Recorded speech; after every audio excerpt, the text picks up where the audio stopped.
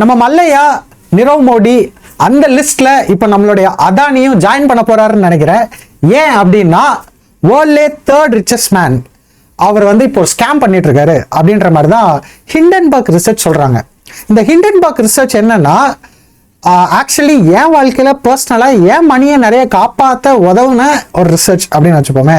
ஏன்னா இந்த Hindenburg research தான் நிக்கோலான்ற ஒரு ஒஸ்ட் கம்பெனி அந்த சிஇஓ ஏமாத்தினதை கண்டுபிடிச்சு கொடுத்தாங்க. ஓகேவா, அது வந்து ஒரு பெரிய கதை. அந்த நிக்கோலா கதையில இன்ட்ரெஸ்டடா வந்து இருக்கிறவங்க கமெண்ட் பண்ணுங்க, நான் அப்புறமா அதுக்கு வரேன்.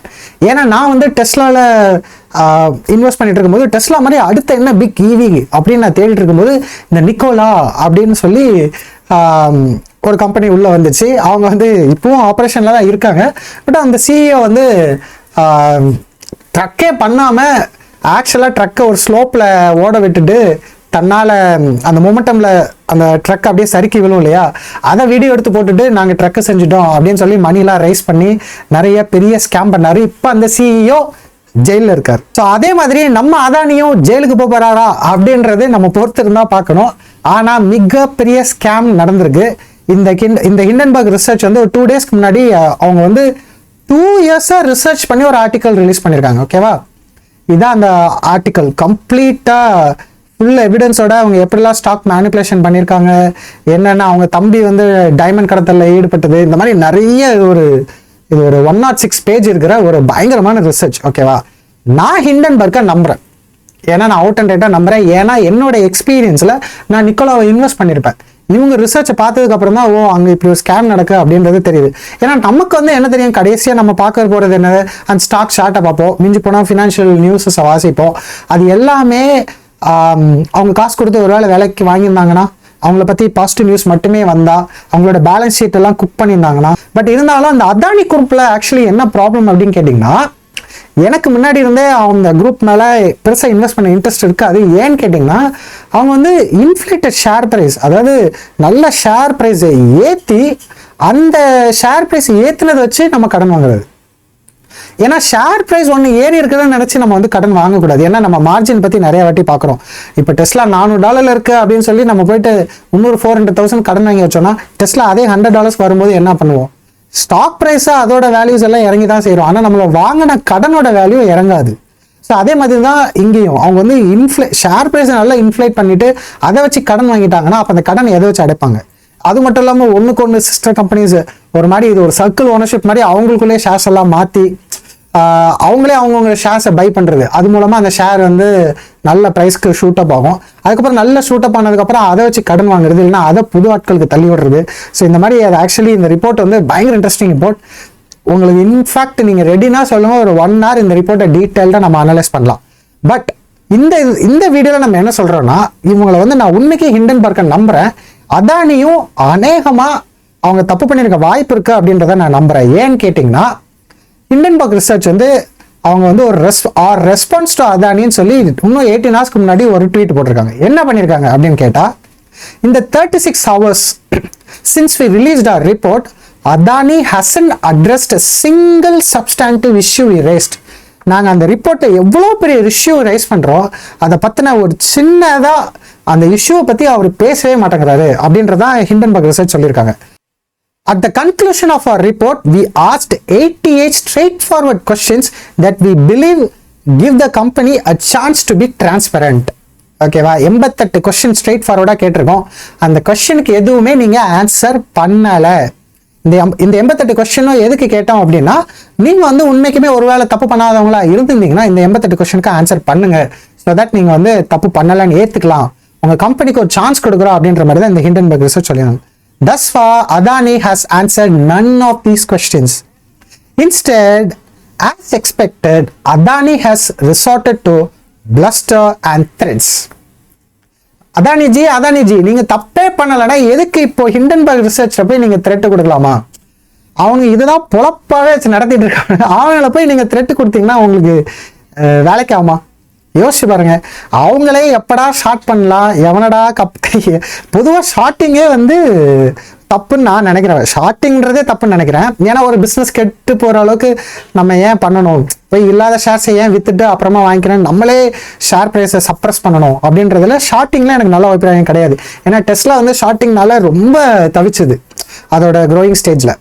ஏன்னா ஷார்ட்டிங்னால அப்புறம் புதுசாக வர எம்ப்ளாயிஸ்க்கு சம்பளம் கொடுக்க முடியாது, பிராண்டு நிறைய கெடும், கேபிட்டல் ரைஸ் பண்ணுறது கஷ்டமாக இருக்கும். இந்த மாதிரி நிறைய பிரச்சனை இருக்குது ஷார்ட்டிங்னால ஒரு நல்ல கம்பெனிக்கு. ஆனால் ஹிண்டன்பர்க் ரிசர்ச்சோடைய அம்சம் என்னன்னு கேட்டால், ஹிண்டன்பர்க் ரிசர்ச் பண்ணுற ஷார்ட் ஏன் எனக்கு பிடிக்கும் அப்படின்னு கேட்டிங்கன்னா, மோசமானவங்களை எப்படி நம்ம போட்டு தள்ளுறது. மோசமானவங்களே ஸ்டாக் மார்க்கெட்ல இருக்க தானே செய்றாங்க. இந்த மாதிரி புக்ஸை குக் பண்றவங்களாம் இருக்க தானே செய்றாங்க. ஸோ அவங்கள வந்து எப்படி நம்ம ஐடென்டிஃபை பண்றது? இந்த மாதிரி நான் அதானி மேல ஸ்டேட் அக்யூஷன் வைக்கல, ஹிண்டன்பர்க் வைக்கிறாங்க, அதை நான் நம்புறேன் அப்படின்னு சொல்றேன். ஓகே, ஸ்கேம் பண்றவங்களை கண்டுபிடிச்சு எக்ஸ்போஸ் பண்ணி அதை ஷார்ட் பண்ணி அது மூலமா ரீட்டைல் இன்வெஸ்டர்ஸோட மணியை காப்பாத்துறது என்னைய பொறுத்தவரை. ஓகேவா?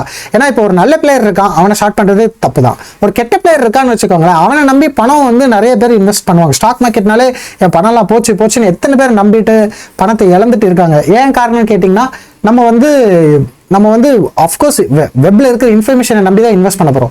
சார்ட் மேலே போய்கிட்டே இருந்தால் தான் வாங்க போகிறோம். இப்போ டெஸ்லா 100ல் இருக்கும்போது வாங்குங்க, ஃபண்டமெண்டல் அனாலிசிஸ் பண்ணுங்க, நிறையா பண்ணுங்க அப்படி இப்படின்னு சொன்னான்னா அது எத்தனை பேருக்கு புரியவும் தெரியாது. ஏன்னா இறங்கிட்டே இருக்கும்போது அந்த சைக்காலஜி நம்மளை ஒத்துக்க வைக்காது. ஆனால் ஏறிட்டே இருக்கும்போது 150ல் இருக்கும்போது வாங்கிக்கலாமோ 100ல் அப்படின்னு தோணும். 300 போகும்போது தான் ஆக்சுவலி வாங்க ஆரம்பிப்பாங்க. நீங்கள் வேணா பாருங்க. ஸோ அப்படிதான் இருக்கும்போது இப்போ இந்த மாதிரி அதானி மாதிரி இப்போ நம்ம அந்த கிராஃப் மேலே போகிறத நம்பி எத்தனை பேர் இன்வெஸ்ட் பண்ணியிருப்பாங்க. ஸோ அப்போ அது வந்து ரீட்டைல் இன்வெஸ்டரை வந்து பெருசாக பாதிக்கும், அவங்க மணியை வந்து காப்பாற்றணும். ஸோ அந்த வகையில் பார்க்கும்போது ஷார்ட் எடுக்கிறது நல்லது. யார் மேலே அப்படின்னு கேட்டிங்கன்னா, மோசமான கம்பெனிஸ் மேலே ஷார்ட் எடுத்து அவங்க மார்க்கெட் விட்டு வெளியே அனுப்புறது நல்லது. அந்த வகையில் ஒருவேளை அதானிக்கு இப்படி ஒரு 106 பேஜ் ரிசர்ச் பண்ணி ஒரு ரிப்போர்ட் வெளியே வந்திருக்குன்னா இது உண்மைக்குமே அது சாதாரண விஷயம் கிடையாது. ஏன்னா அதானி வந்து ரொம்ப க்ளோஸ்லி நம்ம பிரைம் மினிஸ்டரோட லிங்க் வேறு. ஸோ அப்போ அது வந்து நம்ம ஒன்றும் பொலிட்டிக்கலாக இது எங்கே போகும், இந்தியன் மார்க்கெட்டுக்கே இது எப்படி போக போகுது ஒன்றுமே புரியல. ஆக்சுவலி இன்னும் 2 டேஸாக ஒரு நமக்கு வந்து ஒரு செல் ஆஃப் பார்க்குறோம் இந்தியன் மார்க்கெட்டில். பட் இது உண்மைக்கும் உண்மை, இது இன்னும் நிறைய வேர்ல்டு வைடாக அது ரிலீஸ் ஆகி இந்த நியூஸ் ரொம்ப பெருசாச்சு அப்படின்னு கேட்டால் இந்தியன் மார்க்கெட்டுக்கு மறுபடியும் நமக்கு வர்ற சோதனைகள்ல இது ஒரு பெரிய சோதனையாக இருக்கும். ஏன்னா ஒரு எக்கனாமியாக ஒரு இந்தியன் நாடாக எவ்வளோ கஷ்டப்பட்டு நம்ம எல்லாம் பண்ணிட்டு இருக்கோம். ஸோ அதில் புக்ஸை கிளியராக வச்சுக்கிறதும் ஒரு கம்பெனியை ஒழுங்காக நடத்துறதுலையும் அவங்களுக்கு அந்த பெரிய முதலாளிங்களுக்கு என்ன கஷ்டம் புரியல. அவ்வளோ சம்பாதிக்கிறோம், அது கொஞ்சம் நேர்வழியில் சம்பாதிச்சுட்டு போகலாமே, கரெக்ட் தானே? இப்படி பாருங்க, மல்லையாவும் இதே மாதிரி தான் மாட்டினார். இப்போ நிரவ் மோடி இப்போ பாருங்க, அவங்களுக்கு அது ஆக்சுவலி ப்ராப்ளம் இல்லை, ஈஸியாக இந்தியா விட்டு போயிடுவாங்க வெளியே. இப்போ இந்தியாவில் இன்வெஸ்ட் பண்ண வர்ற மக்களுக்கு வந்து இது ஒரு பெரிய பிரச்சனையாக இருக்கும். பட் நான் அந்தளவுக்கு இப்போ டீப்பாக போகண்டா, ப்ராப்ளம் ஒன்றும் அந்தளவுக்கு பெருசாக இருக்கா தெரியல. பட் ஐ ஹோப் இது பெருசாகும்னு நம்புறேன். ஆனால் ஏன்னா இந்த இடத்துல அதானி நீங்கள் பண்ணது மிகப்பெரிய தப்பு. ஹிண்டன்பர்க்கை போய் நீங்கள் த்ரெட் பண்ணியிருக்கிறது கூடாது. அதையும் பப்ளிக்லேயே போட்டு அவங்களை அசிங்கப்படுத்துவாங்க. 32,000 பேஜுக்கு ரிசர்ச் பண்ணி ஒரு டாக்குமெண்ட்டை போட்டு 32,000 வேர்ட்ஸ் இருக்கிற ஒரு டாக்குமெண்ட்டை பார்த்துட்டு நீ ரிசர்ச் பண்ணலன்னு சொல்றியா அப்படின்னு கேட்குறாங்க. Regarding the companies threats of legal action to be clear, we would welcome it. அவங்களுக்கு அது பிரச்சனையே கிடையாது ஜி. ஹிண்டன்பர்க் ரிசர்ச்க்கு இது ப்ராப்ளமே கிடையாது. ஏன்னா ஆல்ரெடி ஒரு சிஇஓ உள்ள அனுப்பிச்சிருக்காங்க, நான் சொல்லியிருக்கேன் இல்லையா? அந்த மாதிரி அவங்க வந்து கண்டிப்பாக நீங்கள் லீகல் ஆக்ஷன்ஸ் எங்கள் மேலே எடுங்க அப்படின்னு சொல்லதான் செய்வாங்க. ஏன்னா அவங்க பொறுத்தவரை அவங்க ரிசர்ச்சை நம்புறாங்க. இப்போ லீகல் ஆக்ஷன் நீங்கள் எடுக்குன்னு சொல்லதான் செய்வீங்க. நான் உறுதியாக இங்கே நான் சொல்கிறேன், நீங்கள் அவங்க மேலே லீகல் ஆக்ஷன் எடுத்து ஜெயிக்க மாட்டீங்க அப்படின்னு நான் நம்புகிறேன். ஏனென்றால் அப்படி எதுக்கு லீகல் ஆக்ஷன் வரைக்கும் போகணும்? ஃபர்ஸ்ட்டு உங்களுக்கு உண்மையான எல்லாமே புக்ஸ் கிளியராக இருக்குன்னா நீங்கள் அவங்க கேட்குற கேள்விக்கே பதில் சொல்லிட்டு போயிடலாம். இப்போ நீங்கள் அதில் போய் லீகல் ஆக்ஷன் உட்காந்துட்டு கோர்ட்டில் கேட்குற கேள்விகள் எல்லாமே கரெக்டாக பதில் சொல்லி தப்பிச்சு வர்றதுன்றது நடக்கக்கூடிய வாய்ப்பு அல்ல அப்படின்னு நான் நினைக்கிறேன். But we will see. Okay, so if Adani is serious, it should also file suit in the US where we operate. We have a long list of documents we would demand in a legal discovery process. So Hindenburg வாங்க G அடிங்கன்னு கூப்பிட்டுட்டே இருக்காங்க. Adani G போய் அடிச்சு மாட்டிக்க போறாரா அப்படின்றது தெரியல. இது ரொம்ப கவலைக்குரிய ஒரு விஷயம். ஏன் இந்த இந்தியன் மார்க்கெட்ல நிறைய வாட்டி இப்படி நடந்துட்டே இருக்குன்னு எனக்கு புரியல. இது புதுசு கிடையாது நமக்கு. இப்போதான் நிரவ் மோடிஜி போனாரு கொஞ்ச நாளுக்கு முன்னாடி. இப்போ அடுத்து இப்போ இதெல்லாம் அது கூட 10,000 கோடி, இதெல்லாம் எத்தனை ஆயிரம் கோடி எத்தனை லட்சம் கோடின்னு தெரியலையே. மறுபடியும் எங்க போய் நிக்க போகுதுன்னு தெரியல. Why G? Why?